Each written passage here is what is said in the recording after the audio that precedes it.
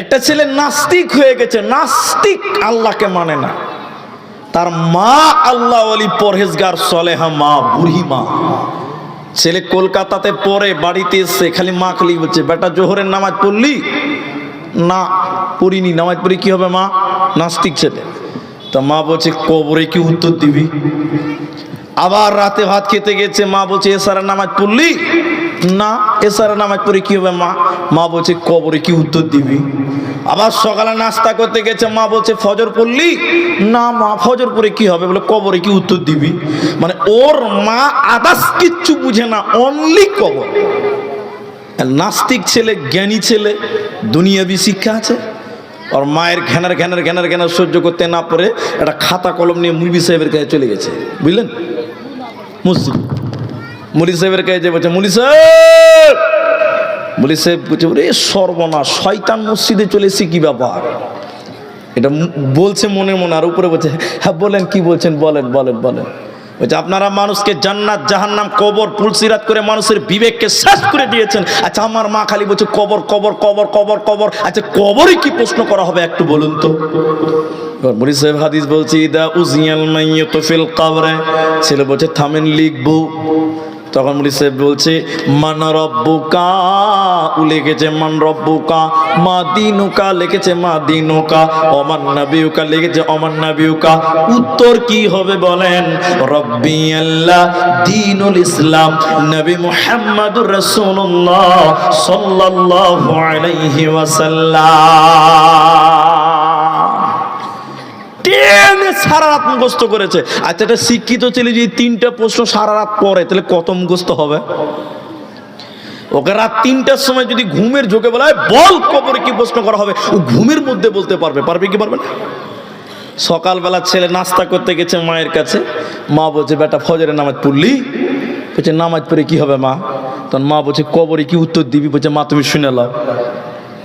নবী বলেছেন যখন কবরে যাবে দুটি ফেরেশতা আসবে, তিনটি প্রশ্ন করবে। প্রশ্ন কি? মান রব্বুকা, বলবো রব্বি আল্লাহ। বলবে মা দিনুকা, বলবো দিনুল ইসলাম। বলবে তোমার নবীকে, বলবো নবী মুহাম্মদুর রাসূলুল্লাহ সাল্লাল্লাহু আলাইহি সাল্লাম। ছেলে এবার কোমর টেরা করে বলছে মা তোর মুখস্থ আছে? ওর মা খালি এরকম শুকনো ডিগুছে, ওরে সর্বনাশ, ছেলে তো হাফেজ হয়ে গেছে, ছেলে তো মুখস্থ করে নিয়েছে। মা তখন বলছে বেটা মুখস্থ দিয়ে যদি কবরে পার করা যেত তাহলে নামাজ রোজার কোনো দরকার হতো না। তাহলে মুলবিরা খ্যাপা, মুলবিরা এত কষ্ট কেন করতো, মানুষ কেন তাহাজ্জুদের নামাজ পড়তো? বেটা মুখস্থ দিয়ে কাজ হবে না। বলে কেন কেন কাজ হবে না? একটা গল্প মা 1 মিনিটে বলছে। বেটা এই পেটে আমি হইনি, তুই এই পেটে হয়েছিস, শুনে লাও। ময়না পাখি দেখবেন মানুষের বাড়ির গেটে থাকবে, যখন লোক ঢুকে ময়না তখন বলে আসসালামু আলাইকুম কেমন আছেন? আপনি যাবেন তাও বলবে আসসালামু আলাইকুম কেমন আছেন? ওই ময়না পাখি এটা মুখস্থ করে রেখে দিয়েছে। মা বলছে বেটা রে তুমি একটা ময়না পাখির কাছে একটা বিড়ালকে নিয়ে চলে যাও, ওই বিড়ালকে নিয়ে তুমি ময়না পাখির সামনে দেখাও, দেখো তো ময়না পাখি সালাম দিচ্ছে না, ভয়ে লাফালাফি করছে। এবার ছেলেটা এটা ময়না পাখির কাছে একটা বিড়ালকে নিয়ে গেল, যেমনই বিড়ালটা ময়না পাখি দেখেছে সালাম কালাম ভুলে গিয়ে ময়না পাখি বিড়ালের ভয়ে ছটফট ছটফট করতে লেগেছে।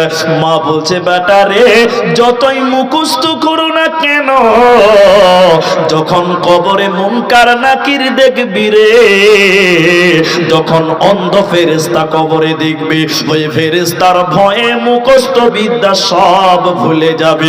মুখস্থ দিয়ে কবরে কাজ হবে না, হবে না, হবে না। অতএব তুমি যদি কবরে বাঁচতে চাও ঈমান এবং আমলের সঙ্গে দুনিয়া গড়ো, তাহলে তুমি কবরে বলতে পারবে আমার রব আল্লাহ, আমার দ্বীন ইসলাম, নবী মুহাম্মদুর রাসূলুল্লাহ সাল্লাল্লাহু আলাইহি ওয়াসাল্লাম।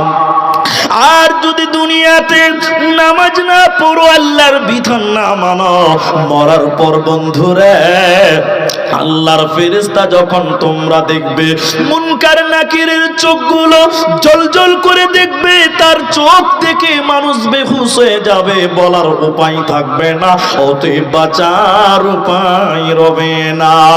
নবীজি বলছেন আরো প্রশ্ন, উত্তর কে দিবে একটু পরে বলছি আপনাদেরকে। হযরতে আনাস রাদিয়াল্লাহু তাআলা আনহু তিনি বয়ান করছে, বিশ্ব নবী বলছেন যখন কোন মাইয়াতকে কবরে সমাধি করা হবে, মাটি দিয়ে ফিরে আসতে থাকবে, ওই দুজন ফেরেশতা এসে উঠিয়ে বলবে বন্ধুরে এই ব্যক্তিটাকে তুমি বলো। একজন ব্যক্তির ছবি দেখানো হবে, তিনি হলেন নবী মুহাম্মদুর রাসূলুল্লাহ সাল্লাল্লাহু আলাইহি ওয়াসাল্লামের ছবি দেখানো হবে। ওই নবীজির দিকে ইঙ্গিত করে ফেরেশতারা বলবে আল্লাহর বান্দা তুমি বলো ইনি কে। ঈমানদার লোক তখন বলবে আমি সাক্ষী দিচ্ছি তিনি আল্লাহর বান্দা এবং তার রাসূল। তখন ফেরেশতারা বলবে দেখে নাও আল্লাহর বান্দা, জাহান্নাম কেমন দাউ দাউ দাউ দাউ করে জ্বলছে, জাহান্নাম ভয়ঙ্কর ভাবে জ্বলছে বন্ধুরে। ওই জাহান্নামকে সরিয়ে দেওয়ার পর আল্লাহর ফেরেশতারা জান্নাত সেখানে উপস্থিত করে দেখাবেন, আর ওই লোকটাকে বলবেন আল্লাহর বান্দা তোমার জন্য জাহান্নাম ছিল, তোমার স্থান ছিল জাহান্নাম। যখন নবীজির পরিচয় তুমি দিলে, আল্লাহ জাহান্নামকে কর্তন করে তোমার জন্য জান্নাত বরাদ্দ করেছে, শুনে নাও। অতএব যে ব্যক্তি নবীজির পরিচয় দিতে পারবে না, ওই লোককে জাহান্নাম দেওয়া হবে, ওর কোনো উপায় রবে না, রবে না। এরপরে নবীজি বলছেন শুনে নাও, যদি লোকটা মুনাফিক হয়, যদি লোকটা ফাসিক হয়, ফুজ্জার হয়, যদি লোকটা বেনামাজি বেপরদা মহিলা হয়, এই গুনাহগার বান্দাটাকে কবরে নিয়ে যাওয়ার পর ফেরেশতারা বলবে আল্লাহর বান্দা তুমি বলো ইনি কে, ইনি কে। নবীজির দিকে জিজ্ঞাসা করবেন, নবীর ছবি দেখিয়ে বলবেন কে। বেনামাজি লোকটা, মুনাফিক লোকটা, কাফের লোকটা তখন বলবে লা আদরি আমি কিছু জানি না, আমি জানি না, এই লোকের পরিচয় আমার কোনো জানা নাই। আল্লাহর ফেরেশতারা তখন তিনখানা কথা বলবে বন্ধুরে। প্রথম নম্বর কথা বলবে হে আল্লাহর বান্দা তুমি তো পাগল ছিলে না, তোমার তো বিবেকের অভাব ছিল না, দুনিয়াতে সংসার বুঝেছিলা, ব্যবসা বাণিজ্য বুঝেছিলা, দুনিয়াদারি বুঝেছিলা, আর এই ব্যক্তির পরিচয় কেন তুমি জানো না, নবীজির পরিচয় কেন জোগাড় করতে পারো না। দ্বিতীয় নম্বর বলবেন ওরে হতভাগা তুমি কেন কিতাব ঘেটে দেখো না, কোরআন থেকে কেন নবীজির পরিচয় তুমি বের করতে পারো নাই। কাফের মুশরিক যখন, মুনাফিক বেপরদা নারী আর বেনামাজি যখন বলবে আমি ইনাকে চিনি না, আমি জানি না, বন্ধুরে ফেরেশতারা বিরাট বড় বড় লোহার ডান্ডা নিবে, বিরাট বড় বড় লোহার হাতুড়ি নিবে মা আমার, লোহার হাতুড়ি দিয়ে ওই বেনামাজি মুনাফিক বেপরদা নারীকে লোহার হাতুড়ি দিয়ে এত জোরে পিটবে, এত জোরে পিটবে মা আমার, ওই পিটনের কারণে এত জোরে লোহার হাতুড়ি দিয়ে মারবে, ওই বেনামাজি বেপরদা নারী এত জোরে কানবে বন্ধুরে, ওর কান্নার আওয়াজ তাম পৃথিবী শুনতে পাবে, শুধু শুনতে পাবে না মানুষ আর জিন। অতএব কবরে যে আল্লাহর নবীর পরিচয় দিতে পারবে না, লোহার হাতুড়ি দিয়ে তাকে কবরে পিটানো হবে, এত জোরে মারবে ওর হাড় হাড্ডি গুলো ভেঙে যাবে, লোহার হাতুড়ি দিয়ে পিটবে, ওর বাঁচার উপায় রবে না, রবে না। কবর কবর কবর হায় রে কবর গাহের মাটি, দুনিয়ার সব মায়ার পেছনে তোমারে জেনেছি খাটি। কবর কবর কবর হায় রে কবর গাহের খা না জানি কখন আসিয়া যাবে হায় সেই অজানা দেশের ডাক। রবে না সেদিন পিতার আদর, মাতার স্নেহের কোল, বন্ধু সকলে ব্যথা অনুভূতি শিশুদের কলরল। কবর কবর কবর হাইরে কবর গাহের খাট, না জানি কখন আসিয়া যাবে হায় সেই অজানা দেশের ডাক। একটি সকাল একটি বিকাল কাটেনি যাদের ছাড়া, ভাবিতে পারিনি কেমনেতে হায় পর হয়ে যাবে আজ তারা। তেমনি একা একই আসিল ভবে, একাই কি যাব বিদায় কালে পথের সাথী কোথায় গো পাব। কবর কবর কবর হাইরে কবর গাহের মাটি, দুনিয়ার সব মায়ার পেছনে তোমার জেনেছি খাঁটি।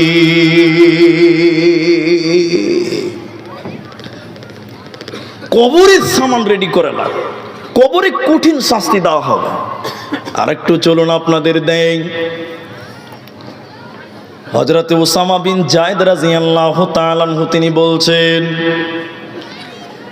কবরে কঠিন শাস্তির কথা আপনাদের জানাতে চাই। মা আমার, বোন আমার, একটু নজর দেন দিকে, টেনশন হন। নবীজি কোনো একদিন কোনো গাধার উপরে খচ্চরের উপরে আরোহণ করছিলেন কোনো এক বাগান দিয়ে। একদম এদিকে অ্যাটেনশন হন, বুঝতে পারবেন নাহলে কিন্তু ভুল হবে। নবীজি গাধাতে চড়ে কোনো বাগান অতিক্রম করছিলেন। এমন সময় ওই গাধাটা খচ্চর এত জোরে লাফাতে লাগলেন, এত জোরে লাফাতে লাগলেন, মনে হচ্ছে আল্লাহর নবী গাধার পিঠ থেকে পড়ে যাবেন। নবীজির গাধা যখন লাফাতে লাগলেন, নবীজি গাধার পিঠ থেকে নেমে দাঁড়ালেন। নেমে দেখলেন ওই জায়গাতে 5টা 6টা 4টা এরকম কিছু কবর রয়েছে। নবীজি ওখানকার লোকদেরকে বললেন, তোমরা কেউ চেনো? যারা কবরে চলে গেছে তাদেরকে কেউ চিনতে পারছ? তাদেরকে কেউ জানো?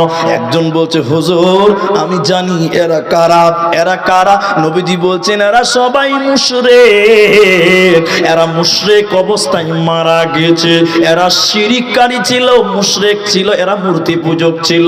মুশরিক অবস্থায় তারা মারা গেছে। এবার নবীজি কন্দনরত অবস্থায় বলছে, উম্মত, হে আমার সাহাবীরা, আমি নবী, আমি জানতে পারছি তোমরা জানো না। আল্লাহ তাবারাক ওয়া তাআলা আমাকে জানিয়েছে তোমরা জানো না। কবরে কঠিন পরীক্ষা নেওয়া হয়, কবরে কঠিন শাস্তি দেওয়া হয়, কবরে কঠিন পরীক্ষা দেওয়া হয়। আমি জানি। আমি আল্লাহকে বলে দিতাম, আল্লাহ তুমি আমার উম্মতকে কবরের আযাব শুনিয়ে দাও। আমি আল্লাহকে বলতাম, আল্লাহ তুমি আমার উম্মতকে কবরের শাস্তি শুনিয়ে দাও, কবরের আযাব শুনিয়ে দাও। আমি আল্লাহকে কেন বলছি না শুনে নাও। মানুষ যদি কবরের আযাব শুনতে পেত বন্ধুরে, কেউ তার বাবাকে কবর দিত না। মানুষ যদি কবরের আযাব শুনতে পেত, কেউ তার গর্ভধারিণী মাকে কবরে নামাতে পারত না। ভয়ে অজ্ঞান হয়ে যেত। মানুষের ভিতরে এত ভয় ঢুকে যেত, কেউ আপনজনকে কবরে দাফন করত না। এজন্য আমি আল্লাহকে দোয়া করতে, আল্লাহকে বলছি না। এরপরে নবীজি বলছেন, শুনে নাও, ওরে আমার উম্মতেরা, আল্লাহর কাছে তোমরা দোয়া করো। আল্লাহর কাছে দোয়া করো আল্লাহ যেন তোমাদের জাহান্নামের আযাব থেকে মুক্তি করে দেয়। সাহাবীরা বলতে লাগলেন, আল্লাহ আপনি আমাদের জাহান্নাম থেকে মুক্তি করে দেন। এরপর নবীজি বললেন, দোয়া করো আল্লাহ তোমাদের কবরের শাস্তি থেকে যেন নাজাত দেয়, মুক্তি দেয়। সাহাবীরা বলছেন, আল্লাহ আপনি আমাদের কবরের আযাব থেকে আপনি মুক্তি দেন, নিস্তার দেন। এরপর নবীজি বললেন, হে আমার উম্মতেরা, পৃথিবীর লোকেরা শুনে নাও, দুনিয়া এবং আখিরাতের দুনিয়ার বালা মুসিবত ফিতনা থেকে তোমরা আল্লাহর কাছে আশ্রয় চাও। সাহাবীরা আশ্রয় চাইছেন। এরপর নবীজি কাঁদতে কাঁদতে বলছেন, উম্মত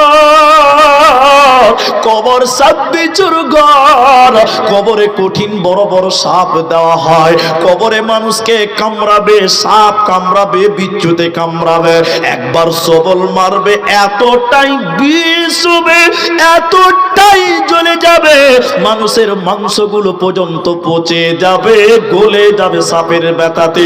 কবরে সাপ বিচ্ছুতে কামড়াবে, সাপ বিছুর ঘর। এই জন্য নবী বলছেন, উম্মত আল্লাহর কাছে দোয়া করো আল্লাহ তোমাদের যেন কবরের আযাব থেকে মুক্তি দেয়। অতএব মানুষের জীবনে যদি জান্নাত যেতে চাও, পরকালে যদি বাঁচতে চাও, প্রথমে তোমাকে কবরের আযাব থেকে তোমাকে বাঁচতে হবে। এজন্য আল্লাহর নবী বলছেন, আখিরাতের প্রথম মঞ্জিলের নাম কবর। উত্তর কে দিবে? তিনটা প্রশ্ন, উত্তরটা কে দিবে? কোনো এক জানাজাতে গেছিলাম, বুঝলেন? এদিকে দেখেন, আপনারা হ্যাঁ না বলবেন যদি দেখে থাকেন। জানাজাতে মাটি দেওয়ার পর একজন আজান দিতে লেগেছে, আল্লাহু আকবার। দেখেছেন মাটি দিয়ে আজান দেখেছেন? হ্যাঁ না বলেন একটু। অনেকেই দেখে ফেলেছেন। আজান দিচ্ছে তো এক জায়গাতে আজান দিচ্ছে, তো ভাই আমি মুলবি আব্দুর রহমানের মাথা কাজ করছে না, হবে আজান কেন দিছে রে? আজান মানে ডাকা। আজান মানে কি? কথা বলুন, আজান মানে ডাকা। তবে হাদিসে আজান শুনলে শয়তান পালায়। কেমন করে পালায়? বলে পাঁচা দিয়ে হাওয়া বার করতে করতে পালায়। বুঝতে পারলেন? বায়ু বের করতে করতে শয়তান পালায় আজান শুনলে। তো কবরে মাটি দিয়ে বলছে আল্লাহু আকবার। আমি বলছি আবার কোন আজান? এখানে কে নামাজ পড়বে ভাই? জানাজার নামাজ তো হয়ে গেছে। কইছে আপনি বক্তা মানুষ, আপনি জানেন না? মানে বক্তা হলে সব জানতে হবে নাকি? বক্তা হলে সব জানতে হবে। আমি বুঝি ভাই আমার নাও জানা থাকতে পারে, জানান। তো বলছে যে শয়তানকে তাড়িয়ে দিলাম কবরে যেন ডিস্টার্ব করতে না পারে, কারণ আজান দিলে শয়তান পালায়। বুঝে কত নম্বর শয়তান তো আমি আর বলতে পারছি না। আরেক জায়গাতে দিচ্ছে, এটা কাগজ দেন, এটা কাগজ দেন, হ্যান্ডবেল দেন না গো। আরেক জায়গাতে দেখছি কবরে, বুঝলেন, যখন কবরে লাশটা মাইয়াত রাখছে, এরকম একটা সাদা কাগজ, ওতে কবরের প্রশ্ন উত্তর লিখে দিচ্ছে যে মান রব্বুকা রব্বি আল্লাহ, মা দিনুকা দিনুল ইসলাম, মান নবিউকা নবী মুহাম্মদ রাসূলুল্লাহ লিখে কবরে ভিড়ে দিচ্ছে, এরকম করে ভরে দিচ্ছে, এরকম করে ভরে দিচ্ছে। তা আমি বললাম, বুড়ি সর্বনাশ, আপনাদের কবরে ফিরে কাগজে নিয়ে যাওয়া যায়? তখন একজনা বলছে বড় হুজুর লিখে দিয়েছে, 5,000 টাকা নিয়েছে, ছোট হুজুর লিখলে হবে না। বলে কেন? বলে বড় হুজুর লিখে দিয়েছে, ওর বরকতে বলতে পেরে যাবে। বড় হুজুর 5,000 লিখে দিয়েছে মানে এই কাগজ দেখে থেকে উত্তর দিবে, মানে পাস। আর কবরে যে পাস করবে সব জায়গা বেঁচে যাবে। তখন আমি বললাম, তাহলে মুলবি সাহেবেরা সব বোকা বসে আছে, এরা নামাজ রোজা কেন করছে?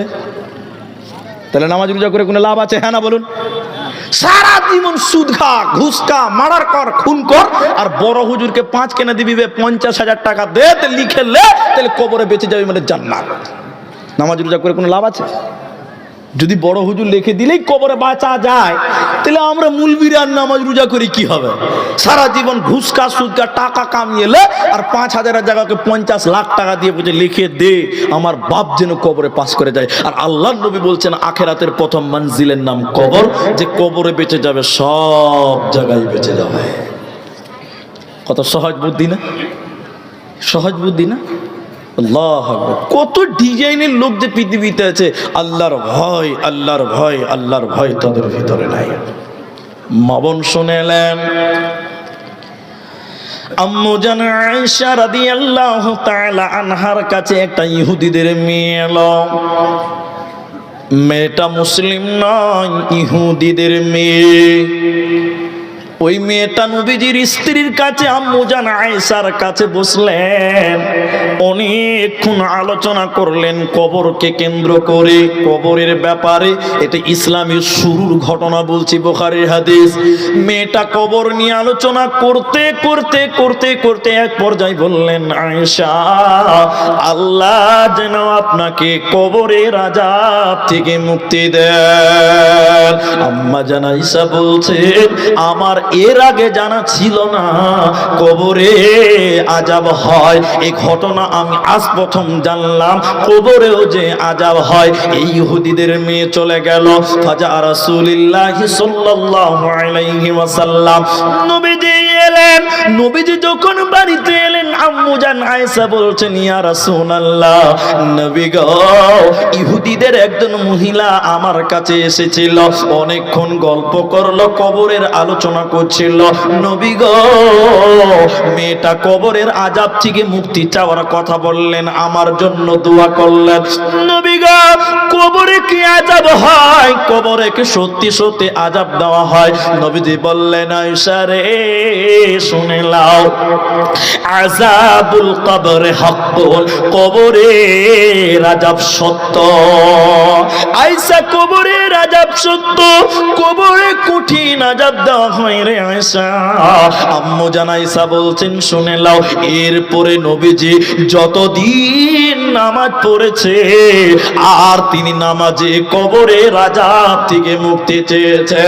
মা আমার, বোন আমার, যদি বাঁচতে চাও কবরের আযাব থেকে মুক্তি চেয়েটা দেন, কবরের আযাব থেকে মুক্তি চাইতে হবে। আল্লাহর নবী নামাজ পড়েছেন আর কবরের আযাব থেকে মুক্তি চেয়েছে। হে পৃথিবীর লোক, নবীজির জীবনে কোনো গুনাহ ছিল না।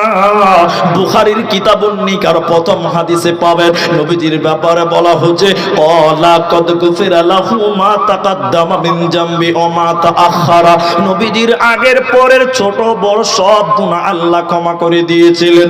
যে নবীর কোনো গুনাহ ছিল না, যে রাসূলের কোনো গুনাহ ছিল না, সেই নবী প্রতি নামাজে কবরের আযাব থেকে মুক্তি চাইতো। তার কারণ হলো কবর কঠিন জায়গা, এজন্য নবীজি বারবার কবরের আযাব থেকে মুক্তি চেয়েছেন। আর তার উম্মতকে বলেছে, উম্মত রে, তোমরা কবরের আযাব থেকে মুক্তি চাও। উত্তরটি দিবে কে? এবার একটা একটা করে বলছি। প্রথম প্রশ্ন, মান রব্বুকা, আমাদের রবের নাম সকলে মহব্বতের সঙ্গে বলেন। রবের নাম আল্লাহ, সকলে জোরে বলেন আল্লাহ। বিশ্ব নবী বলছেন, প্রথম প্রশ্ন করা হবে, তোমার রব কে? কোন হে তেরা রব? কে বলবে আমার রব আল্লাহ? এদিকে এদিকে দেখেন, কারো দিকে তাকাবেন না, একদম এদিকে দেখেন। রব মানে আইন দাতা, রব মানে রিজিক দাতা। রিজিক দাতাকে সবাই বলুন আল্লাহ। যদি এটা মানতে পারেন, তাহলে আপনি বলতে পারবেন আমার রব আল্লাহ। আর আপনাদের মান্ডা, এই বৈষ্ণবনগর 16 মাইল এলাকা, একটু বলবেন আছে না না এরকম মাল আছে আমাদের দেশে। একজন নতুন দোকান দিয়েছে, বুঝলেন, বেশি মাল বিক্রি হচ্ছে না, মানে বড়লোক হতে পারছে না। নতুন ব্যবসা শুরু করেছে, বড়লোক হতে পারছে না, বড়লোক হতে পারছে না।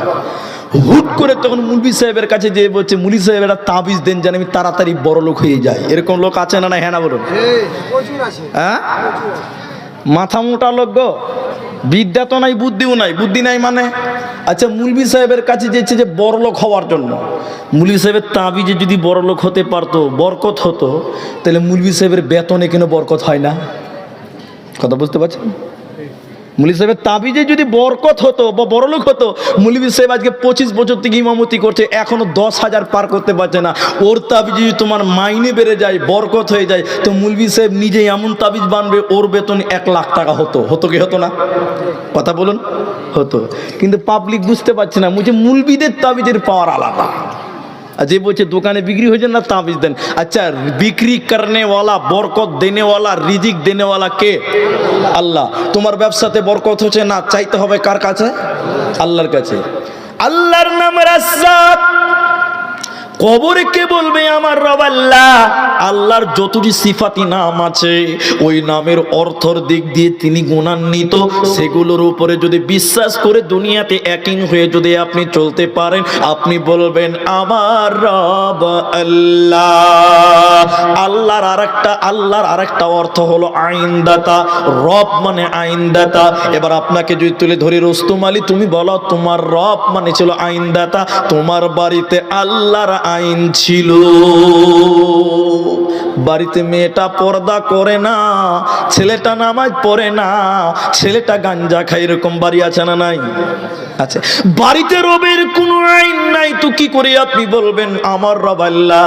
আল্লাহ বলবেন হতভাগা, তোর বাড়িতে আমার কোনো আইন ছিল না। তাহলে আল্লাহ কে বলবে? কোরআন খুলেলেন, কোরআন বলছে ইন্নাল্লাযীনা ক্বালু রাব্বুনাল্লাহ, ইন্না নিশ্চয়ইল্লাযীনা যে বাজারা, ইন্নাল্লাযীনা ক্বালু রাব্বুনাল্লাহ যারা বলে আমার রব আল্লাহ, আল্লাহ আমার রব, সেই রবই আমার সব, আল্লাহ আমার রব, সেই রবই আমার সব।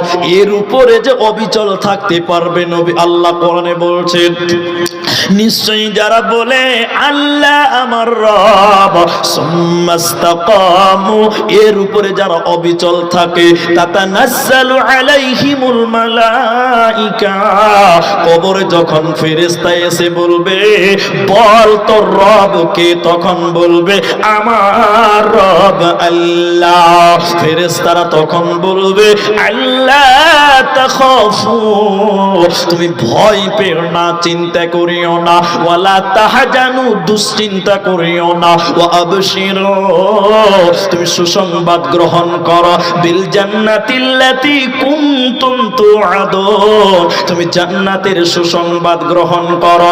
অতএব শুনে নাও, দুনিয়াতে যারা আল্লাহকে আল্লাহ বলে মেনে নিয়েছিল, যে কোনো বিপদে আল্লাহর কাছে সাহায্য চেয়েছিল, আল্লাহকে রব বলে মেনে দুনিয়া গড়েছিল, কবরে ওদের কোনো চিন্তা রবে না, রবে না। ওই ব্যক্তি বলবেন আমার রব আল্লাহ। আর যারা বিপদ আপদে আল্লাহর কাছে সাহায্য চাই না, আল্লাহকে বলে না, নবীজি বলছেন ওরা কোনোদিন কবরে বলতে পারবে না আমার রব আল্লাহ। অতএব যদি কবরে বাঁচতে চাও মুসলমান, দুনিয়াতে আল্লাহকে বন্ধুরূপে গ্রহণ করো, আল্লাহর বিধানগুলোকে তোমরা গ্রহণ করো, আল্লাহর আদেশগুলোকে মেনে নাও, হাসতে হাসতে কবরে মুক্তি পেয়ে যাবে, কোনো চিন্তা রবে না, রবে না। কি করলি তুই ভাবে এসে, মায়া জালে গেলি ফেসে, কি করলি তুই ভাবে এসে, মায়া জালে গেলি ফেসে, আজরাইলে সে ধরবে কোসে, আজরাইলে সে ধরবে কোসে, কে বাঁচাবে তোর প্রাণ? ওরে মুসলমান তোরা হারাস না ঈমান, ওরে মুসলমান তোরা হারাস না ঈমান। যদি করিস না মাজরুজা, থাকবে না তোর পাপের বোঝা, যদি করিস না মাজরুজা, থাকবে না তোর পাপের বোঝা, মরণ কালে পাবি রে তুই জান্নাতি আদার। ওরে মুসলমান তোরা হারাস না ঈমান, ওরে মুসলমান তোরা হারাস না ঈমান। মহব্বতের সঙ্গে বলেন আমাদের রবের নাম আল্লাহ। দ্বিতীয় উত্তর দেবে কে? মা দিনুকা, তোমার দিন কি? এদিকে দেখেন, দিনটা আপনি এখানে জমা রাখেন, একটু পরে বলছি। তৃতীয় প্রশ্ন অমান নবিউকা, তোমার নবী কে? সকলে মহাব্বতের সঙ্গে বলেন নবী মুহাম্মাদুর রাসূলুল্লাহ সাল্লাল্লাহু আলাইহি ওয়াসাল্লাম। আচ্ছা, এদিকে দেখেন, যে লোকটা সারা জীবন নবীজির দুশ্মনী করলো, যে লোকটা সারা জীবন রসুলের বিরুদ্ধে আচরণ করলো, ওই লোকটা নবীর নাম বলতে পারবে? জোরে বলুন, পারবে? তাহলে এখনই একটু পরীক্ষা করে নেব, কেউ মনে কিছু নেবেন না। আচ্ছা, রসুলকে ভালোবাসেন কারা? একটু হাত তোলেন, হাত তোলেন, হাত নামাবেন না। রসুলকে যারা ভালোবাসে তারা হাত তোলেন, হাত তোলেন। কেউ হাত নামাবেন না, বাস বাস, নামান, এবার নামান। সবাই হাত তুলেছেন, কেউ বাদ নেই, সবাই রসুলের প্রেমিক, রসুলের আশিক। আমাদের দেশে আরেক শ্রেণী আশেক আছে, নামাজ নেই, রোজা নেই, পেশাব করে পানি নেন, রবির জন্মদিনে লাফালাফি করে, যে আছে না নাই বলুন, ই আরেক আশেক। তো ওটা বলছি খানিক পরে, এটা আগে শুনেন। সবাই রসুলকে ভালোবাসেন, হাত তোলেন। আচ্ছা, কাদের কাদের মুখে দাড়ি আছে একটু হাত তোলেন, দাড়ি ছেড়েছেন যারা, হাত তোলেন। বাস, কুটকুটি মরে গেছে, হাত নামা। তো বলছে তোকে আমি খুব ভালোবাসি, তো বলে বিয়ে কর। বলছে না, বিয়ে করা হবে না। আচ্ছা, ভালোবাসছে না শয়তানি করছে বলুন? ওর মতলব ভালো না খারাপ? পাক্কা বদমাস। বলছে তোকে আমি ভালোবাসি, তাহলে বিয়ে কর। বলছে বিয়ে করা যাবে না। প্রেম করবে, পার্কে ঘুরবে, কিন্তু বিয়ের বেলায় সাধু সেজে যাওয়া। জি, বর্তমান যুবকদের চরিত্র এটা আর কি। যে কথা আমি বলছিলাম, সবাই রসুলকে ভালোবাসেন, কিন্তু রসুলের সুন্নতটা কেউ রাখতে পারলাম না। এর নাম ভালোবাসা না চিটিংবাজি? জোরে বলুন। সারা জীবন রসুলের সুন্নতকে কর্তন করলেন। কবরে যখন ফেরেশতা বলবে কোন হে তোমার নবীকে তুমি বলো, উত্তর দিতে পারবে? জি পারবে? নবীজি বলছেন, পুরুষের দল, হে যুবকের দল, আমি নবী তোদের আদেশ করলাম, পায়জামা, প্যান্ট, লুঙ্গি টাকনুর উপরে পিনবি, নিচে নামাবি না। কিন্তু একটু জোরে বলুন, বর্তমান ছেলেরা টাকনুর নিচে পরে না উপরে পরে? জোরে বলুন, জোরে। নিচে পড়ে। তাহলে রসুলের আদেশকে অমান্য করলো। কোন লোক যদি রসুলের আদেশ অমান্য করে, কবরে রসুলের নাম বলতে পারবে? জোরে জোরে। নবীজির হাদিস শুনেলেন, যে জায়গাটুকু পুরুষদের টাকনুর নিচে যাবে কাপড়, ওই জায়গা জাহান্নামে পড়বে। বলুন নাউজুবিল্লাহ। হাদিসে লা ইয়ানদুরুল্লাহু ইয়াউমাল কিয়ামা, কিয়ামতের দিন আল্লাহ তাকাবে না, পাক করবে না, পবিত্র করবে না। এর মানে হলো বিনা হিসাবে জাহান্নাম দিবে, উপায় থাকবে না। কারা? যারা পায়জামা, প্যান্ট, লুঙ্গি টাকনুর নিচে যে পুরুষের দল পড়বে, ওদের দিকে তাকাবে না, পাক করবে না, পবিত্র করবে না, বিনা হিসাবে পাপের বোঝা কাঁধে নিয়ে জাহান্নাম দিতে হবে, কোনো উপায় রবে না। তাহলে নবীর নাম যদি কবরে বলতে চাও, নবীজির আদেশকে মেনে না। মেয়েদের বলছে, জমেলা খাতুন শোনো, রসুল বলছেন, মেয়ে তুমি তোমার টাকনুটাকে ঢেকে রাখো। মেয়েদের কি করতে হবে? ঢাকতে হবে। এখনকার মেয়েদের ঢাকা থাকছে না, খোলা থাকছে ভাই। একটা পোশাক বেরিয়েছে, তার নাম প্লাজু, শুনেছেন? আমি সোশ্যাল মিডিয়াতে তার নাম দিয়েছি ঢেলাজু, ঢল ঢল করে বেড়াচ্ছে, দেখেছেন? হ্যাঁ না বলেন এরা? পেলাজু কোথা থেকে পড়ে বলুন তো? এইখান থেকে পড়ছে। এই জায়গাটার নাম কি বলতে পারছি না, টাকনুর উপরে সব দেখতে পাচ্ছে। আর রসুল বলছে তোরা টাকনুর নিচে পর। তুই বলুন, রসুলের আদেশকে যে বুড়া আঙুল দেখিয়ে দেয়, মেয়েটা নবীর নাম কবরে বলতে পারবে? জোরে বলুন, পারবে না। আল্লাহ রসুলের সুন্নাত পায়ের নখ থেকে মাথার চুল পর্যন্ত যে নিয়ে ঘুরে বেড়াবে, ওই লোক মুখস্থ করতে হবে না। যখন কবরে ফেরেশতা বলবে তোর রূপ নবী কে, ওমান নবিয়ুকা, সঙ্গে সঙ্গে বেরিয়ে যাবে আমার নবী, নবী মুহাম্মাদুর রাসূলুল্লাহ সাল্লাল্লাহু আলাইহি সাল্লাম। বাংলাদেশে একটা জেলা আছে, তার নাম পাবনা, নাম শুনেছেন? পাবনা, পাবনা। আর ওটা ফেমাস হয়েছে কেন? পাবনাতে একটা বিরাট বড় পাগলা গারদ আছে, মেন্টাল রুগীদেরকে রাখা হয়, পাগলা। তো আমি একটা ভিডিও দেখছিলাম, এক পাগলা খালি একটা মেয়ের নাম লিখছে পার্কে। ঈদের সময় অনেকে ঘুরতে যায়, সময় কাটাতে যাচ্ছে, ভিডিও করছে।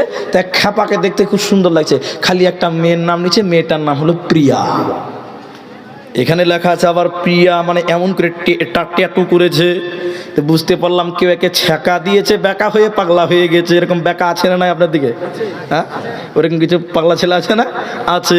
এই লোকটা পাগল হয়ে গেছে, কিন্তু নিজের প্রিয়ার নাম ভুলে নাই। তো কোনো মানুষ যদি দুনিয়াতে রসুলের প্রেমে পড়ে যায়, রসুলের আদর্শর প্রেমে পড়ে যায়, কবরে সব ভুলে গেল, তার রসুল প্রেমিককে ভুলবে না। জোরে বলুন সুবহানাল্লাহ। ছোট্ট করে উদাহরণ দিচ্ছি, বুঝতে পারবেন, 1 মিনিট লাগবে। আমি আব্দুর রহমান, এই গ্রামটার নাম হঠাৎ পাড়া, পান্ডাই। মান্ডাইয়ের একটা ছেলে উড়িষ্যাতে গেছে রাজমিস্ত্রি কাজ করতে, লেবার। কি লেবার? ও রাতের বেলায় সারাদিন কাজ করে ছিঁড়া খেতাতে শুয়ে আছে, ক্যাথা। আর ছিঁড়া ক্যাথাতে শুয়ে স্বপ্ন দেখছে, ওরে সুবহানাল্লাহ, কোটিপতি হয়ে গেছে, আর শুয়ে আছে ছিঁড়া ক্যাথাতে।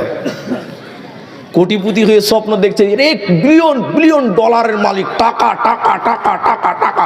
তোর কর্মচারীরা বলছে, স্যার চলেন কলকাতা চলেন, আরো কোটিপতি হবেন, একটা বিরাট বড় ফ্যাক্টরি করবেন। ও শিলিগুড়ি স্বপ্ন দেখছে আর কি, আর শুয়ে আছে ছেঁড়া ক্যাথাতে। স্বপ্নে দেখছে বিরাট টাকা, একদম কলকাতাতে একদিকে যাচ্ছে, একদম শিলিগুড়ি থেকে টাকার বেগ 2-4টে নিয়েছে, আর BMW তো চড়ে মনের আনন্দ একদম শিলিগুড়ি থেকে ইসলামপুর থেকে আপনার দোমোহনা, রায়গঞ্জ, ইটাহার, গাজল, এই পিড়ে ড্রাইভারকে বলছে আরো জোরে চল, কলকাতা ফ্যাক্টরি খুলবো, তো আরো বড় লোক হবে। সব স্বপ্ন দেখছে। এই করতে করতে মালদা পেরোলো, সুজাপুর পেরোলো, কালিয়াচক পেরোলো, 16 মাইল পেরোলো। যখন ফারাক্কা ব্রিজে চলছে, বলছে আরো জোরে চল। এই স্বপ্ন দেখতে দেখতে দেখতে দেখছে যে সামনে একটা 16 চাকা ডাম্পার আছে, বাড়াম করে মেরে দিচ্ছে খুন্দা। ও ঘুমের যুগে বলছে, স্বপ্ন ভেঙে গেছে। থু থু থু থু বলছে, যাক বাবা, বাঁচা গেল। ঘুম থেকে ভেঙে দিয়ে ছিঁড়া কাতাতে শুয়ে আছে, এখনই কোটিপতি হয়ে গেছিল। আচ্ছা, আপনাকে যেটা বলতে চাইছি, এই স্বপ্ন যদি ওকে রিভিউ করতে দিই আজকে 55 বছর পর, যদি বলছে ভাই সেদিন স্বপ্নেতে কি দেখেছিলি, ভাই সবটি বলতে পারবে? সবটি বলতে পারবে? পারবে না, অনেকটাই ভুলে যাবে। ভুলবে কি না? কিন্তু সব ভুললেও একটা জিনিস ভুলবে না, যাক বাবা, বাঁচা গেল। এটা ভুলবে না। বলবে? যেটা আপনাকে বুঝাতে চাইছি হয়তো বুঝে গেছেন। রসুল যেটা করলে খুশি হবে, নবী যেটা করলে খুশি হয়, রাজি হবে। রসুলকে সন্তুষ্ট করার জন্য, রসুলের আদর্শকে বাস্তবায়ন করার জন্য সর্ব অবস্থায় যে লোকটা পেরেশান থাকবে রে, দুনিয়ার সব ভুলে গেলে কবরে রসুলের নাম ভুলবে না। যদি ভুলে যান কি হবে শুনেলেন। হযরতে আবু হুরায়রা রাদিয়াল্লাহু তাআলা আনহু তিনি বয়ান করেন, নবীজি মুহাম্মদ সাল্লাল্লাহু আলাইহি ওয়াসাল্লাম বলছেন, একজন কাফিরকে যখন কবরে মাটি দেওয়া হবে, মা আমার, বোন আমার, কান করে শুনেলেন, একজন মাইয়াত কাফিরকে যখন কবরে সমাধি করা হবে, ফেরেশতা দুজন এসে বলবে, উঠিয়ে বসে বলবে, বলো ইনি কে? একটা ছবি দেখানো হবে, নবীজির ছবির দিকে বলা হবে, এই লোকটাকে তুমি বলো। কাফির বলবে, বেনামাজি, মুরদাদ, ফাসিক, ফুজ্জার, বেপরদা। লোকটা বলবে, এই লোককে আমি চিনি না, জানি না, জানি না। লোকেরা যেভাবে সাধারণ ধারণা করতো ততটুকু আমি জানি, বাকি কিছু জানি না। ফেরেশতারা তখন বলে, জানতাম তোমার দ্বারা এরকমই আশা করেছিলাম, ভালো ফলাফল হবে না এটা আন্দাজ করেছিলাম। তখন আল্লাহর ফেরেশতারা এই কথা বলবেন, ওর কবর তখন একদম দুদিকের মাটি, উপরেও মাটি, দু সাইডেও মাটি। আল্লাহকে যখন অভিযোগ করবে, বন্ধুরে আমার, আল্লাহকে যখন অভিযোগ করবে, আল্লাহ তখন আদেশ করবে, কবর রে, মাটি রে, বদলা নিয়ে নাও, প্রতিশোধ নিয়ে নাও। কবরের ডান দিকেও মাটি, বাঁ দিকেও মাটি, দুদিকের মাটি এসে এই কাফেরকে, এই পাপীর লোককে পিষিয়ে দিবে। দুই দিকের মাটি এসে এই মাইয়াতকে পিষিয়ে দিবে, তাকে তার ডান দিকের হাড্ডিগুলো বাঁ দিকে ঢুকে যাবে, বাঁ দিকের হাড্ডিগুলো ডান দিকে ঢুকে যাবে। কবর দুদিকের মাটি এসে তাকে একদম পিষিয়ে দিবে, পিষিয়ে দিবে, পিষিয়ে দিবে। এই লোকটার বাঁচার উপায় রবে না। ওতে বন্ধুরে, কবরে যদি নবীর নাম না বলতে পারে, কবরে বাঁচার উপায় রবে না। আর যে ব্যক্তি কবরে বাঁচবে না, কিয়ামতের দিনও বাঁচতে পারবে না। মরার পর আল্লাহ তাকে জাহান্নামে দিবে, কোনো উপায় রবে না। অতএব যদি কবরে বাঁচতে চাও বন্ধুরে, রসুলের আশিক হয়ে যাও, রসুলের সাচ্চা প্রেমিক হয়ে যাও, নবীজির আদর্শ দুনিয়াতে বাস্তবায়ন করো, কোনো চিন্তা রবে না, রবে না। দাড়ি রাখবো ইনশাল্লাহ। আল্লাহু আকবার। দাড়ি রাখবেন না তো ইনশাল্লাহ বললে কি পাপ হবে? একটু মহব্বতের সঙ্গে বলেন ইনশাআল্লাহ। 2 মিনিট লাগবে, একটা কথা বুঝাচ্ছি আপনাকে, আমাকে মাফ করবেন, কষ্ট পাইলেও শুনতে হবে কথাটা। আপনি দাড়ি যারা কাটেন তাদেরকে আমি বুঝাচ্ছি, একটু বুঝার চেষ্টা করেন, দিলটাকে নরম করেন। মরতেই হবে, কবরে যখন যেতে হবে আমাল রেডি করে যেতে হবে। কথাটা ভাই যারা দাড়ি কাটেন, যারা দাড়ি রাখবেন তাদেরকে বলছে শুনেন। 16 মাইল স্ট্যান্ডে গেলেন সকালবেলা, আমার স্ট্যান্ডে যা চেনা নাই তার জন্য 16 মাইলটা চিনি, বা বষ্টমনগর গেলেন, শুনেন উঠবেন না, কথাটা ভালো করে শুনেন। বষ্টমনগর যে একটা লাপিতের দোকানে গেলেন, সে এক অমুসলিম লোক, লাপিত লাউয়া, লাউয়া বুঝেন তো নাকি? লাপিত বলে না লাউয়া, লাউয়া দুটাই বুঝেন। লাউবার দোকানে সকালে যেয়ে বলছেন ভাই আমাকে একটা দাড়ি কেটে দাও তো, বুঝেন। লাউয়া কি করবে, ও তো হিন্দু লোক, অমুসলিম লোক, ব্লেড দিয়ে একদম একদম ক্রিম পালিশ করে দাড়ি একদম ছেটে ছেটে তোমাকে 2 বছরের বাছুর বানিয়ে দিয়েছে, বুঝতে পারলেন? তা আপনি খুব খুশি। আচ্ছা আপনারা একটু জোরে বলবেন, কেউ লজ্জা করবেন না। দাড়ি যখন লাউয়া কেটে দেয়, দাড়িগুলো পকেটে ভরে না পায়ের তলে পড়ে? জোরে বলুন, জোরে জোরে। আর সারাদিন দেখবেন লাপিত ওই ওই নবীজির সুন্নাত দাড়ির উপরে পা দিয়ে দিয়ে দিয়ে দিয়ে ঘুরে চুল কাটে আর দাড়ি কাটে। রসুলের সুন্নতে দাড়িতে পা দিচ্ছে কে? লাপিত। লাপিত কে দিচ্ছে? কার জন্য? আমাদের জন্য। কার জন্য? রসুলের সুন্নতকে যদি কেউ পা দিয়ে দিয়ে দিয়ে পানার সুযোগ করে দেয়, এই লোক নবীর নাম বলতে পারবে কবরে? জোরে বলুন। এরপরে সারাদিন দাড়িতে পা দিল লাপিত, সন্ধ্যাবেলা দেখবেন ঝাড়ু দিয়ে দোকানের এক কোণে রাখে, রাখে কি রাখে না? জি। 7 দিন পর দেখবেন ওই দাড়ি এবং চুলগুলোকে ওই বৈষ্ণবনগর বাজারের এমন এক জায়গায় ফেলবে যেখানে গোটা অঞ্চলের লোক দাঁড়িয়ে দাঁড়িয়ে পেশাব করে। হ্যাঁ না জোরে বলুন? ওই জায়গায় তো ফেলে তো। তাই রসুলের সুন্নতকে কাটলেন, একটা অপরাধ করলেন। আপনার জন্য একজন পা দিল অমুসলিম, শুধু একজন না, সারাদিন কত খরিদ্দার সবাই পা দিয়েছে। দ্বিতীয় অপরাধ করলেন, এই দাড়িটাকে এমন একটা জায়গায় ফেললো যেখানে পেশাব করা হয়, তৃতীয় চতুর্থ অপরাধ। শুধু তাই নয়, বৈষ্ণবনগর, মান্ডাই আর খোঁজপাড়া আর এইসব আপনার কিনা কাপাসি, এইসব এলাকার ছেলেরা যে চেনটা খুলে দিয়ে ছাসার করে ওই রসুলের দাড়ির উপরে পেশাব করলো। বলুন নাউজুবিল্লাহ। বাঁচতে পারা যাবে? বলুন দাড়ি রাখবো ইনশাল্লাহ। ইনশাল্লাহ জুড়ে বলুন। আল্লাহ কবুল করে না, বলুন আমিন। তাহলে যদি বাঁচতে চাও, 3 নম্বর প্রশ্ন করা হবে তোমার নবীকে। যে লোকটা রসুলের আদর্শ বাস্তবায়ন করবে, নবীজিকে মানবে, সে বলবে আমার নবী মুহাম্মদ সাল্লাল্লাহু আলাইহি ওয়াসাল্লাম। আর একটা বাক্য ছোট্ট করে বলে, বিশ্ব নবী নিজের থেকে কোনো কথা বলতেন না। মা আনতিকু আনিল হাওয়া ইন হুয়া ইল্লা ওয়াহিয়ুন ইউহা। মুহাম্মদ নিজে থেকে কোনো কথা বলতেন না, আল্লাহ যা ওহী নাজিল করতেন সেটাই করতেন।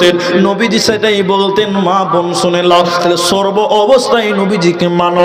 যারা নবীজির আদর্শ শুনলে চুলকানি উঠে, যাদের বিরক্ত লাগে, ভাই তোমাকেও কবরে যেতে হবে। কবর সব বিচুর ঘর, কোনো উপায় রবে না। দ্বিতীয় প্রশ্ন ছেড়ে এসেছি, ওমা দিনুকা, তোমার দিন কি তুমি বলো। আমাদের দিনের নাম কি জুড়ে বলুন? ইসলাম। বোতল দিন শেখ, আপনাকে আমি দিন বুঝাচ্ছি। খাবো না খাবো না খাবো না, খুলতে হবে না, আপনাকে দিন বুঝাচ্ছি। এদিকে শুনেন, এই গ্রামে এলাম, হঠাৎ পাড়া মান্ডাই। আমি বললাম কোন এক বাড়িতে, যে বললাম খালা খুব ক্লান্ত, একটু শরবত করে দেন না। আমি মূল্য মানুষ, তো বলছে যে শরবত কাকে বলে? যে শরবত তো চিনি না, এটা বুঝাবার জন্য বলছি, শরবত তো বুঝি না। তখন আমি বললাম খালা তুমি শরবতও বুঝো না, আপনাদের কি বুঝাচ্ছি শরবত কাকে বলে। তো এক কাজ করেন খালা, 1 বোতল পানি নেন, একটু কম নেবেন, খালি রাখবেন একটু। 1 বোতল পানি নিয়ে 3 চামচ চিনি দিয়ে একটু ঘুলে দেন, তার নাম কি হলো? শরবত। একটু লেবু দিলে আরো ভালো, শরবত হয়ে গেল। তাহলে শরবত হয় পানি, আর চিনি দিলে হয় শরবত। দিন কাকে বলা হয় তফসির করা লাগবে না, 1 মিনিটেই বুঝে নিলেন। আল্লাহর হুকুমকে রসুলের তরিকায় মানার নাম হচ্ছে দ্বীনুল ইসলাম। আল্লাহর হুকুমকে রসুলের তরিকায় মানার নাম হচ্ছে দ্বীনুল ইসলাম। অতএব যদি আপনি বাঁচতে চান, দিন কাকে বলে নিজের মন যেটা বলছে, বিবেক যেটা বলছে ওটা দিন নয়, বরং বিশ্বনবী বলছেন যেটা ওটাই হলো দিন। আল্লাহ আল্লাহর হুকুমকে রসুলের মতন করে করতে হবে, একেই বলা হয় দ্বীনুল ইসলাম। এই তিনটে প্রশ্নের উত্তর আপনাকে দুনিয়াতে রেডি করতে হবে, নচেত কিন্তু উপায় রবে না, রবে না। এজন্য আল্লাহর নবী একটা বিরাট তাগিদ দিয়েছেন, গুরুত্ব দিয়েছেন। বলে কিসের গুরুত্ব? নবীজি বলছেন কোন মানুষ যদি মারা যায় আর ওই মাইয়াতের কেউ যদি জানাজা পড়ে, এক কিরাত তাকে নেকি দেওয়া হবে, আর এক কিরাত বামানা এক উহুদ পাহাড় সম পরিমাণ নেকি দেওয়া হবে। দ্বিতীয় নম্বর নবী বললেন কেউ যদি দাফন কাফন কমপ্লিট পর্যন্ত সমাপনী পর্যন্ত থাকে, ওই ব্যক্তিকে 2 কিরাত নেকি দেওয়া হবে, 2 উহুদ পাহাড় সম পরিমাণ নেকি দেওয়া হবে। কেন কেন কেন বিরাট নেকির অফার দেওয়া হচ্ছে কেন? নবীজি একটা জিনিস তার উম্মতকে বুঝাতে চাইছে, উম্মত তোরা একবার কবরের কাছে আয়, কবর দেখলে মানুষের আখিরাতের কথা স্মরণ হয়, কবর দেখলে কবরের কথা মনে হয়, আখিরাতের কথা স্মরণ হয়। একটু কবরে যাবেন, কবর যখন যাবেন আপনার বাবার কবরটা দেখলে মনটা কেঁদে উঠে কি উঠে না? জোরে বলুন। বাপের কবর দেখে মনটা কেঁপে উঠে, আমার বাপ কত কষ্ট করে মানুষ করেছিল, সে বাবা আজকে মাটির বিছানা শুয়ে আছে। মার কবর দেখলে আত্মাটা কেঁপে ওঠে, বাচ্চা ছেলেটাকে দাফন করেছি, কবর দেখলে আখিরাত স্মরণ হয়ে যায়। এই জন্য নবীজি বারবার তাগিদ দিয়ে বলছে তোরা কবরস্থানে যা, জানাজাতে যা, দাফন কাফন দেখ, কারণ কাফন দাফন দেখলে মানুষের পরকাল স্মরণ হয়। কত লোক দেখলাম মৃত মাইয়াতকে দেখে নামাজ পড়েছে, অনেক লোককে দেখলাম। অতএব কবর তোমরা দাও, কবর বড় কঠিন জায়গা, অতএব কবরে যাওয়ার পূর্বে তোমরা সতর্ক হয়ে দাও, আমাল রেডি করে না। এটা আর্টিকেল পড়ছিলাম, আর্টিকেল ওয়েবসাইট থেকে পড়ছিলাম। একটা মেয়ে মুসলিম হয়েছে, ইসলাম গ্রহণ করেছে। শুনেন, ইসলাম ধর্ম গ্রহণ করেছেন একটা মহিলা। ওকে সাংবাদিক প্রশ্ন করছে যে আচ্ছা বোন, তোমার ইসলামের কি এমন জিনিস ভালো লাগলো তুমি ইসলাম কবুল করলে, আর আমাদের ধর্মের অর্থাৎ হিন্দু ধর্মের কি এমন খারাপ লাগলো যার কারণে তুমি সেটা ত্যাগ করলে? ভালো করে শুনেন, কিছু জ্ঞান পাবেন আশা করি। মেয়েটার উত্তরটা খালি শুনেলেন। মেয়েটা বলছে ভাই, আমরা যদিও ধর্মে হিন্দু, আমি ছোটবেলা থেকে আমার মাকে মাথায় কাপড় দিতে দেখেছি, কোনদিন আমার মায়ের চুল কোনো পরপুরুষ দেখতে পারেনি, এটা আমরা জীবনে দেখিনি। যদিও আমার মা হিন্দু, দেখবেন অনেক হিন্দু মা বোন আছেন যারা মাথা ঢেকে রাখে, দেখেননি আপনারা? বহুত আছে। এই মেয়েটার কথা বলছেন, তার মায়ের কথা। আমার মা এরকম মাথা ঢেকে রাখতো, কেউ তার বডি দেখতো না। কিন্তু যেদিন আমার মা মারা গেল, আমার মাকে কাঁধে করে এমন জায়গাতে নিয়ে গেল যেখানে চিতা জ্বালানো হয়, সেখানে নিয়ে গেল। আমি আমার মাকে পুরনো দেখলাম, আমার মাকে আগুন জ্বালিয়ে যখন মুখে সর্বপ্রথম আগুন দিল, আমার মার কাপড়গুলো পুরে পুরে গুড়া বডিটা দেখতে পেল, পুরো উলঙ্গ হয়ে গেল, নগ্ন হয়ে গেল। এলাকার সবাই আমার মায়ের এই চিত্রটা দেখলো, উলঙ্গ দেহটা দেখলো, দেখে আমার মনটা এত দুঃখ পেল যে মা সারা জীবন পর্দা করতো, ঢেকে রেখেছিল নিজের শরীরটাকে, মাথা ঢেকে রেখেছিল। আজ মরার পর সেই মাকে নগ্ন করে জাতির সামনে উলঙ্গ করে অপমান করে বিদায় করলো। এই দৃশ্যটা আমাকে বড় দুঃখ দিয়েছে, বড় কষ্ট দিয়েছে। এই জন্য আমি দিন ত্যাগ করে ইসলামে এলাম। আর ইসলামে কি ভালো লেগেছে, যখন তাদের কোন মাইয়াত মারা যায়, এত সুন্দর গরম পানি দিয়ে সুন্দর পরিষ্কার পরিচ্ছন্ন করা হয়, পায়খানার রাস্তা, পেশাবের রাস্তা পরিষ্কার করা হয়, মুখের ভিতরে কুলি করা হয়, কান মাসা করা হয়, গোটা বডিকে ধুয়ে দেওয়া হয়, এরপরে কত সুন্দর আতর কুরব দেওয়া হয়, এত সুন্দর নতুন কাপড় দিয়ে মোড়ানো হয়, এত সুন্দর কাপড়ে ঢেকে নিয়ে যাওয়া হয়। মহিলার বডি কাউকে দেখতে দেওয়া হচ্ছে না কোনো পরপুরুষকে, কেউ দেখতে চায় না, আত্মীয় স্বজন মুখটা দেখতে দেওয়া হচ্ছে। গোসল করছে কে? আত্মীয় স্বজনের ভিতরে সবচেয়ে ক্লোজ লোক, স্বামী মারা গেলে স্ত্রী, স্ত্রী মারা গেলে স্বামীরা, আর সুন্দর করে কাফন দাফন করছে, ঢেকে রেখে দিল, ওর উলঙ্গ দেহ পৃথিবীর কেউ দেখতে পেল না। এই দৃশ্যটা আমাকে অনেক বড় ভালো লেগেছে, এজন্য নিজের দিন ত্যাগ করে ইসলাম গ্রহণ করলাম। ইসলাম কত সুন্দর সমাধান দিয়েছে, দুনিয়াতে পর্দা কর, মরার পর সুন্দর করে সাজিয়ে তোমাকে কবরে দেবে, শুধু তোমাকে ইসলামের গুন্ডির ভিতরে থাকতে হবে, আল্লাহর বিধানকে মেনে নিতে হবে, তাহলে তুমি মরার পরও সম্মানিত হবে, জান্নাত পাবে, কোনো চিন্তা হবে না। কবর দৈনিক 5টা কথা বলে, তার মধ্যে আমি 2টি বলছি। কবর বলে আমি অন্ধকার ঘর, আলো নিয়ে এসো। কবর বলে আমি অন্ধকার ঘর, আমাকে আলো নিয়ে এসো। আলোটা কি শুনে লাও, নামাজ রোজা জিকির আজকার হলো কবরের আলো। কবর বলবে আমি সাব্বিচুর ঘর, অস্ত্র নিয়ে এসো। অস্ত্র কি বলে, দান সাদকা, এগুলো হলো কবরের থেকে শাস্তি থেকে বাঁচার জন্য। অতএব যদি তুমি বাঁচতে চাও, কবরে যদি কামিয়াব হতে চাও, চলো মুসাফির বাঁধলো কটরে, दूर का मंजिल जाना है, चलो मुसाफिर बांधलो कटरे, दूर का मंजिल जाना है।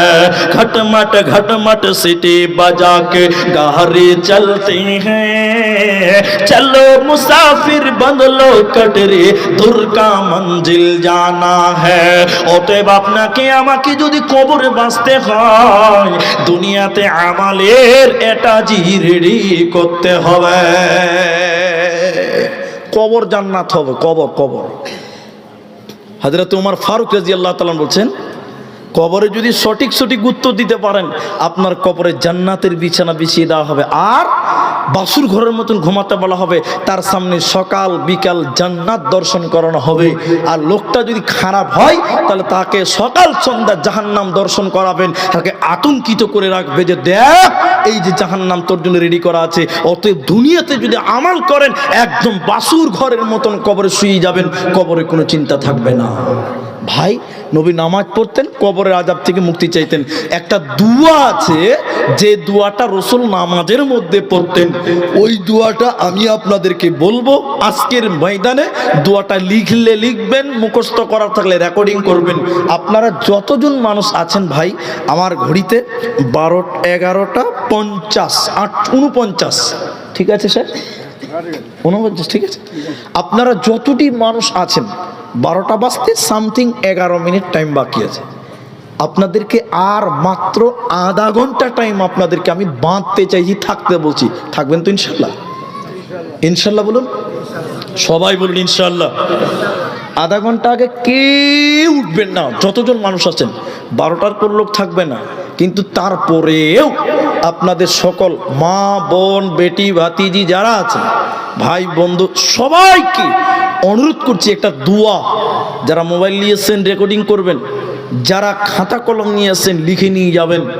নবীজি নামাজ পড়েছেন, আম্মা জান আয়েশা বলছেন এমন কোনো দিন যাই নাই যে কবরের আযাব থেকে মুক্তি চাই নাই। তা আল্লাহর নবী কি বলতেন নামাজে কবরের থেকে বাঁচার জন্য, কবরের শাস্তি থেকে বাঁচার জন্য? দোয়াটা আপনাদের বলবো, কেউ নড়চড় করবেন না। একটা খালি হাদিস আপনাদের সামনে তুলে ধরে আপনাদেরকে সেই দোয়াটা আপনাদের সামনে তুলে ধরার চেষ্টা করব, যে আমরা উম্মতে মুহাম্মাদি, আমরাও যদি কবরে বাঁচতে চাই, কবর এক কঠিন জায়গা। আজকে আপনি আছেন, কাল সকাল আপনি থাকবেন, এর নিশ্চয়তা কেউ নাই। কালকে জালসা হবে, কালকে আপনি এখানে আসতে পারবেন, এরকম ঘটনা নাই। কত জায়গায় দেখলাম, আমার জীবনে একবার হয়েছে মুর্শিদাবাদে, জালসা করতে করতে প্যান্ডেলে বসে বসেও একটা লোক মারা গেছিল। এরকম ঘটনা আমার জীবনে হয়েছে, রানীতলা থানা মুর্শিদাবাদে। যে জালসা করছি, হঠাৎ হুলুস তুলুস, কি হলো, অমুক লোকটা মারা গেল, হঠাৎ জালসার স্টেজে জালসা শুনতে, ওই প্যান্ডেলে শুনতে শুনতে মারা গেল। অতএব আমরা কে কখন মারা যাব আমাদের কারো জানা নাই। তাহলে কবরের আযাব থেকে আমাদের মুক্তি চাইতে বলা হয়েছে, তাহলে আমাদের দোয়াটা শিখার দরকার আছে না নাই? জোরে বলুন। সবাইকে শিখতে হবে। আর আপনাদেরকে বলছি, কবরে এমন কেউ নাই যে যাবেন না, সবাইকে যেতে হবে। একটা কথা খালি আপনাকে জানিয়ে দিতে চাইব আজকের ময়দানে, শোনেন, আধা ঘন্টা আগে উঠবেন না, উঠবেন না, উঠবেন না, এ কথা বলে আপনাকে একটা ঘটনা শোনাতে চাইছি। ঘটনা কি আছে? হাজরাতে নবী মুহাম্মদুর রাসূলুল্লাহ সাল্লাল্লাহু আলাইহি সাল্লামের সঙ্গে চ্যালেঞ্জ হলো, একদম এদিকে তাকান, কেউ নড়চড় করিয়েন না, উঠবেন না, হাজার ব্যস্ত থাকলে উঠবেন না। নবীজির সঙ্গে এলান চ্যালেঞ্জ হয়েছে যুদ্ধের, জিহাদের, যুদ্ধে যেতে হবে, চ্যালেঞ্জ গ্রহণ করেছেন নবীজি। আগামীকাল জঙ্গে তবুকে যেতে হবে। নবীজি বাইতুল মালের গেটটা খুললেন, কি আছে কি নাই দেখি, যুদ্ধের জন্য মাল সামান, অস্ত্র, উট ও কাপড় চুপড় লাগবে। নবীজি বাইতুল মালের গেট খুলে দেখছেন সুবহানাল্লাহ, কোনো মাল নাই। নবীজি চিন্তিত হলেন, তাহলে যুদ্ধে জয় হব কি করে? নবীজি চিন্তা ভাবনা করে বললেন, বেলাল, মা বোন কান করে শুনেন। বেলাল বললেন, লাব্বাইক ইয়া রাসূলুল্লাহ। বেলাল রে, আগামীকাল জঙ্গে তবুকে যেতে হবে, কোনো মাল নাই, টাকা নাই, অস্ত্র নাই। তুমি মদিনার আনসার মুহাজিরদের এলান করে দাও, যার কাছে যে মাল আছে এনে মসজিদে নববীতে যেন জমা করে দেয়, আল্লাহর জান্নাতের বিনিময় জাহান্নাম থেকে বাঁচার জন্য। হযরত বেলাল আজান দিত উঁচু জায়গাতে দাঁড়িয়ে বললেন, ও মদিনার আনসার মুহাজিরেরা, আগামীকাল জঙ্গে তবুকে যেতে হবে, কোনো মাল নাই। নবী বলছেন, যার কাছে যে মাল আছে এনে মসজিদে নববীতে যেন জমা করে দেয়। নবীজির সাহাবী বিলালের এলান করা শুনে মসজিদে নববীতে সাহাবীরা ঘিরে ধরেছেন মসজিদটাকে। মৌমাছির চাকে ঢেল চালিয়ে দিলে যে অবস্থা হয়, একই অবস্থা সাহাবীরা করেছেন। সেদিন শুনেলেন জান্নাত থেকে বাঁচবেন, জাহান্নাম থেকে, জান্নাত যাবেন, জাহান্নাম থেকে বাঁচবেন। সেদিন হযরতে উমর বলেছিল, আমি আবু বকরকে আজকে দান করে হারাবোই হারাবোই হারাবো।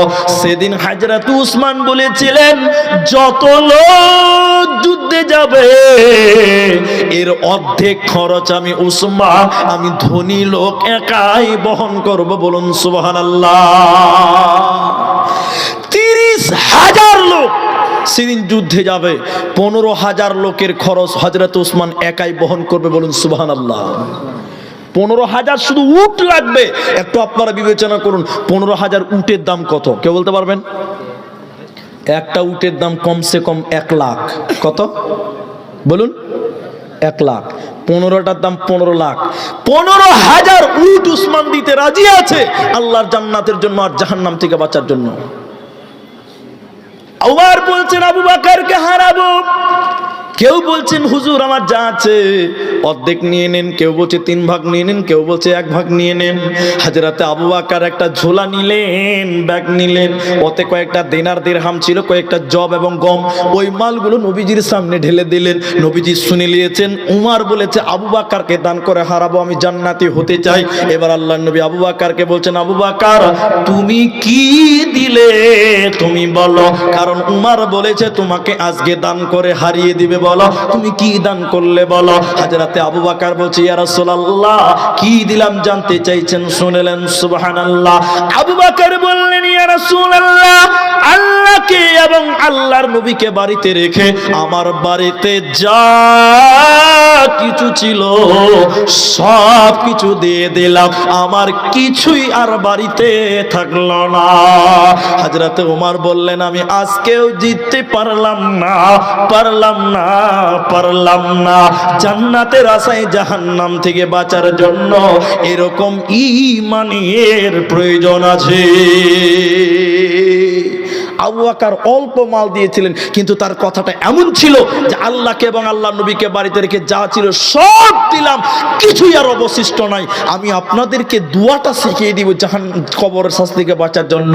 কিন্তু ঈমানদার আবু বকরের মতন ঈমান মজবুত, যিনি বলেছিলেন সবকিছু দিয়ে দিলাম, কিছুই আমার বাড়িতে নাই, আল্লাহ এবং আল্লাহ নবীকে বাদ রেখে, এইরকম আবু বকরের মতন ঈমানদার আজকের এই বৈঠকে কেউই উঠবেন না যিনি 1000 দিবেন তিনিও বসেন, যিনি 10,000 দিবেন তিনিও বসেন, যিনি 5,000 দিবেন তিনিও বসেন, 1 টাকা যিনি দিবেন তিনিও বসেন, কেউ উঠিয়েন না। এখানে যতগুলি লোক আছেন একজন ইমানদার আবু বকরের মতন একটু হাতটা উঁচু করে আমার সামনে আসে দাঁড়ান। একজন বলবেন মাওলানা কবর কঠিন জায়গা, কবরে যদি আলো জ্বালাতে চান দান সাদকা করতে হবে। একটা লোক শুধু বলেন যে কবরে আলোর জ্বালানোর জন্য, কবরের শাস্তি থেকে বাঁচার জন্য আমি 5,000 টাকা, আমি একজন ব্যক্তি আজকের এই কবরের জায়গার জন্য আমি আমার আসল ঘর, কবরই আসল বাড়ি, আপনি দুনিয়াতে বাড়ি করেছেন থাকতে পাবেন না, ওই কবরে আপনাকে থাকতে হবে। একটা কবরের জায়গার জন্য একজন ব্যক্তি প্রথম বলুন যে 5,000 টাকা আমি মৌলানা দেব, আমি তার সঙ্গে একটু দোয়া করব। আজকের বৈঠকে কে আছেন একটু হাত তুলুন। আপনি আসেন, মুসাফা করেন। কি নাম আপনার? ওঠেন, দাঁড়ান। বাবলু কি কাজ করে? নার্সিংহোমের মালিক? নার্সিংহোমের মালিক না, ও নার্সিংহোমে কাজ করেন। আল্লাহু আকবার। তিনি বলছেন যে 5,000 টাকা আমি দিব। ভাই, কবর আসল ঠিকানা, ওইটাই আপনার আসল বাড়ি। এই বাড়ি আপনার থাকবে না, ছেলে মেয়েরা ভক্ষণ করবে থাকবে। আপনাকে মাটির বিছানা, একটু জান্নাতের বিছানা বানাবার জন্য 5,000 টাকা। কি নাম এটা? মনসুর আলী। 500 নগদে এটাই, আর কিছু করা যাবে না। বসেন, দোয়া করছি, বসেন বসেন। 5,000 টাকা যিনি দিবেন তিনি উঠেন, বাকি কেউ উঠিয়েন না। আমার বাবলু শেখ নাকি, বাবলু তো, তিনি বললেন 5,000 টাকা আমি দিব, আল্লাহ যেন তাকে, তার কবরটাকে যেন নূরে মনোয়ার করে দেয়। সকলে বলেন আমিন। এটা দোয়া দেন, বলুন আমিন। আল্লাহ জান্নাতের বিছানা তুমি বিছিয়ে দিও, সকলে বলুন আল্লাহুম্মা আমিন। ভাই আমার, মরে গেলে খাট বিছানা কিচ্ছু থাকবে না, মাটির বিছানায় শুইতে হবে। 5,000 টাকা দ্বিতীয় নম্বর আল্লাহর কোনো বান্দা কবরের জায়গার জন্য দেবেন, এরকম কেউ নাই। আল্লাহু আকবার। আপনার মা, আপনার আব্বার জন্য 5,000 টাকা। আব্বা আছে? আব্বা মারা গেছে। আপনার নাম? শওকাত আলীর মা তার আব্বার জন্য, মৃত আব্বার জন্য 5,000 টাকা। আল্লাহ যেন তার মায়ের মনের আশা কবুল করেন এবং তার বাবাকে ক্ষমা করে দেয়। সকলে বলেন আল্লাহুম্মা আমিন। তো আপনি কিছু দিবেন না? না, এটা তো আপনার মা দিয়েছে, আপনি বললেন, তো আপনি কিছু করেন বাবার জন্য। হ্যাঁ, কালকে দিবেন তো কালকে বেঁচে থাকবেন তার ভরসা আছে? বলুন, আপনারা বলুন, কালকে বাঁচতে পারবে, এটা গ্যারান্টি দিতে পারবে?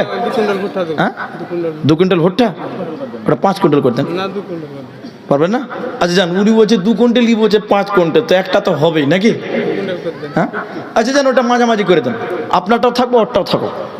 জি, ওটা 3 করে দেন। আলহামদুলিল্লাহ, আলহামদুলিল্লাহ। আপনার নাম শওকাত। শওকাত তার মা দিয়েছেন তার আব্বার জন্য 5,000 টাকা। আল্লাহুম্মা আমিন। আল্লাহুম্মা গফির লাহু ওয়ারহামহু। আল্লাহ তার মা দান করেছে স্বামীর জন্য, আল্লাহ গো তার স্বামীকে যেন ক্ষমা করে দেয়। আল্লাহ স্বামীর কবরটাকে প্রশস্ত করে দাও, কবর তুমি নূরে মনোয়ার করে দাও, কবরে জান্নাতের বিছানা বিছিয়ে দাও। আমিন আমিন আমিন। আমার ভাই বাবলু, তিনি 2 নাম্বার দিয়েছেন 5,000 টাকা। জাযাকাল্লাহ, হায়াকাল্লাহ, বারাকাল্লাহ। আমিন আমিন আমিন। মাটির দেহ মাটি খাবে, কিসের কর বাসনা, হায় রে এই দুনিয়ায় আশা মিটবে না। কত জন এসেছিল এই দুনিয়ার ভবে। কি নাম? ফারুক আহমেদ। শওকতের ভাই? আল্লাহু আকবার। ওরা ক ভাই? 3 ভাই। আপনি বড়, আপনি মেজো, আর শওকত ছোট, আপনি মেজো, মানে ছোট থেকে শুরু হয়েছে। আচ্ছা, যাই হোক, ফারুক আহমদ কত আছে? 5,000 টাকা। আব্বার জন্য দোয়া চেয়েছেন নাকি? মা বাবার জন্য তিনি ভাই মেজো, তিনি দিলেন 5,000 টাকা। তো ও যেহেতু ওর চেয়ে বড়, তো দানও বড় হবে, ওটা আপনাকে 10 করতে হবে, আলহামদুলিল্লাহ বলতে হবে। এখন দিতে হবে না, আপনি আস্তে আস্তে দিবেন। শুনেন, বাবা মরে গেছে, আপনাকে কখন চলে যেতে হবে, আমাকে কখন যেতে হবে, কেউ আমরা জানি না। শুনেন, ছাড়েন, আপনারা ছাড়েন।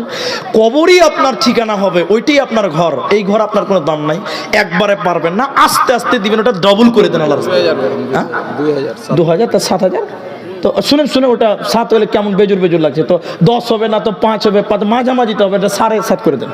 আলহামদুলিল্লাহ বলুন আলহামদুলিল্লাহ, মাশাআল্লাহ, জাযাকাল্লাহ। ফারুক আহমদ, বাবা মায়ের জন্য আল্লাহ দিল 7.5 দান, এই দানও কবুল করো তুমি দয়াবান। আল্লাহ 5,000 নগদেতে 2,500 বাকি, আল্লাহ তার ঈমান আল্লাহ করে দিও খাটে। দোয়া দিব কত, এ দানিকে দিও বদলা তোমার মনের মতো। আমিন আমিন আমিন। কত জন এসেছিল এই দুনিয়ার ভবে, একে একে চলে গেল অন্ধকার ঘরে, আসলেতে সবে ফাঁকি, কবর যে তোর ঠিকানা, হাইরে এই দুনিয়ায় আশা মিটবে না। 3 জন হলো, বলুন আল্লাহর রাস্তায় 4 নম্বর কে আছেন? 5,000 টাকা। আল্লাহু আকবার, মাশাআল্লাহ, চেহারা দেখতে তো খুব মাশাআল্লাহ, খুব সুন্দর। কি নাম? বাবলু শেখ। বাবলু শেখ, আপনার কই? আপনার মিতা? আচ্ছা, আল্লাহু আকবার। বাবলু শেখ, চেহারা দেখছেন হ্যান্ডসাম চেহারা, আবার পকেটে হাত ভরে আছে, টাকা বার করার জন্য রেডি হয়ে আছে। ওই যে আমি মুলবি তুই বল না, রেডি হয়ে আছে। আপনার ভগ্নিপতি? আল্লাহু আকবার, আত্মীয় হয়েছে তাহলে দিক থেকে। তো কত বলছেন? 5,000। তো আপনার চেহারাতে 5 বলছে না, কিন্তু 10,000 টাকা কেউ দিতে পারেনি, 10 করতে হবে। এবার তাকবীর দেন, নারে তাকবীর, জোরে বলেন লিল্লাহি তাকবীর। আল্লাহ কবুল করে নাও বাবলু ভাইকে, এটা ডাবল করতে হবে, একটা 10,000 টাকা আল্লাহর রাস্তায়। না আলহামদুলিল্লাহ বলুন, আস্তে আস্তে আস্তে আস্তে বলুন, এটা আস্তে আস্তে দিবেন। একটা 10,000 টাকা আপনার কাছে আবদার করলাম, আমি উনাকে দিয়েছেন, যারা দিয়েছেন আপনার কাছে আমি 10,000 টাকা আবদার করছি, আল্লাহর রাস্তায় দিয়ে দিবেন। এখন পারবেন না, আস্তে আস্তে দিবেন, এটা একটা আশা রাখছি আপনার কাছে। আলহামদুলিল্লাহ বলেন একবার, এবার আলহামদুলিল্লাহ, নারে তাকবীর। ইনার মিতা, উনার ভগ্নিপতি, বাবা মা আছে? বাবা মা নাই, কেউ নাই, বাবা মা নাই। এই কবরের জন্যই জালসা। আহ, দুনিয়াতে ল্যাব গাই দিয়ে ঘুমিয়েছ, খাটের বিছানায় বক্স খাটে ঘুমিয়েছ, মাটিতে ঘুমাতে হবে, কোনো আলো থাকবে না, বাতাস থাকবে না। ভাই আমার, বাবা মায়ের জন্য আল্লাহ ছেলে দেখো 10,000 দান, দান আল্লাহ কবুল করো তুমি দয়াবান। বাবা মায়ের কবরেতে নূরে আলো দিবে, বাবা মার গুনাহ খাতা ক্ষমা করে দিবে। ওগো বারে দয়াময় তুমি হে রব্বানা, মাফ করে দিও তার জীবনের গুনাহ। আমিন আমিন আমিন। মাশাআল্লাহ, 4 জন হলো দান। কজন হলো? 4 জন হলো নাকি? আমার ভুল হলো না? ঠিক আছে, 4 জন হয়েছে। আচ্ছা, আর একটা লোক কেউ হাত তোলেন, কারণ আল্লাহ নামাজ 5 ওয়াক্ত ফরজ করেছে। নামাজ কয় ওয়াক্ত ভাই? 5 ওয়াক্ত, ফজর, জোহর, আসর, মাগরিব, এশা। কেউ যদি 5 ওয়াক্ত পড়ে বলে এশার একটা রাতের নামাজ ঝামেলা হয়েছে, না পড়লেও চলবে, চলবে? জোরে বলেন, চলবে? 5 নম্বর একটা হাত তুলুন, বলুন 5 ওয়াক্ত পূরণ হবে। আর একটা লোক 5,000 দিবেন, 7,000 দিবেন, 10 দিবেন। আমার বাবলু ভাই, ও চাদরওয়ালা ভাই, চলেন ওঠেন। ওটা হবে না, আমি অনুমতি দিইনি আপনাকে।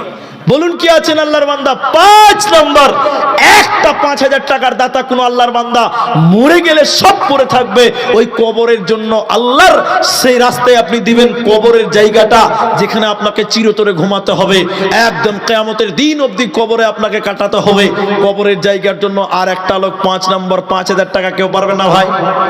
এখন না পারলে পরে দিবেন। 5 নম্বর একটা লোক হাত তোলেন, 5,000 টাকা।